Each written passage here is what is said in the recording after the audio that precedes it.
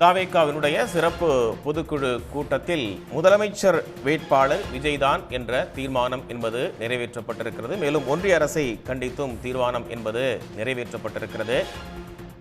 இது அதிமுக கூட்டணிக்கு ஒரு நெருக்கடியாக பார்க்கப்படுகிறது. ஏனென்றால் அதிமுக கூட்டணிக்கு தாவேகாவை வரவைக்க வேண்டும் என்கின்ற ஒரு முயற்சி என்பது தொடர்ச்சியாக முன்வைக்கப்பட்டு வந்தது.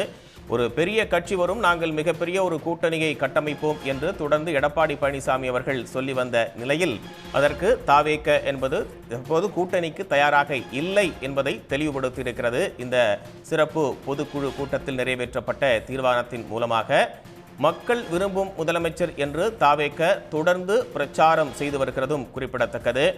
விக்கிரவாண்டியில் நடைபெற்ற முதல் மாநாட்டிலேயே தாவேகாவுடன் கூட்டணிக்கு வந்தால் ஆட்சியில் பங்கு என்று விஜய் அறிவித்திருந்ததும் குறிப்பிடத்தக்கது.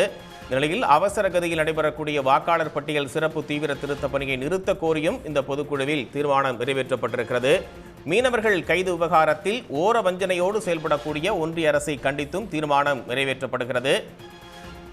இப்படியாக அதிமுக பாஜக கூட்டணிக்கு தாவேக வரும் என்று எதிர்பார்த்து அதற்காக காத்திருந்த நிலையில் அதற்கு இல்லை என்கின்ற பதிலை இந்த சிறப்பு பொதுக்குழு கூட்டத்தின் மூலமாக தாவேக கூறியிருக்கிறது. இது அதிமுக பாஜக கூட்டணிக்கு ஏமாற்றமாக பார்க்கப்படுகிறது.